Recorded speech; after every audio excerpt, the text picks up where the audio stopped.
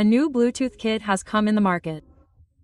Its model number is BT401 and the amplifier IC is installed here.